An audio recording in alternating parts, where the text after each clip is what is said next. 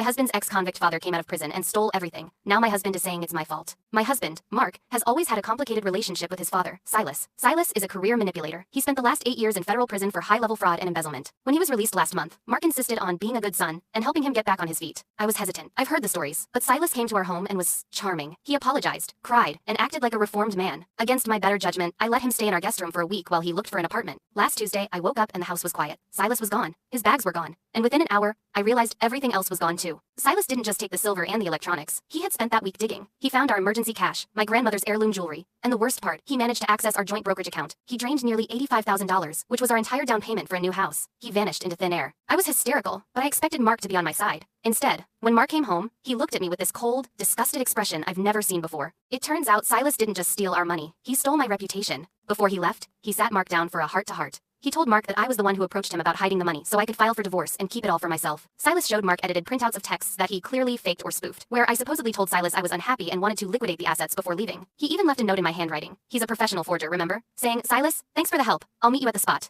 Mark is now convinced that I used his father's criminal expertise to try and rob him, and that Silas got cold feet and took the money to teach me a lesson. Or, protect the family legacy. My dad is a thief, Sarah, but he's a thief who's honest about who he is. You're the one who tried to use him. Those were Mark's exact words. He actually believes his father, a man who went to prison for fraud over his wife of 6 years. He thinks Silas took the money to keep it safe from my supposed divorce plot. I am sitting in an empty house, my bank accounts are zeroed out, and my husband is staying at a hotel because he can't look at me. I didn't do any of this. I was the one who told him not to let Silas in. Reddit, how do I prove a negative? How do I show him that his father played us both?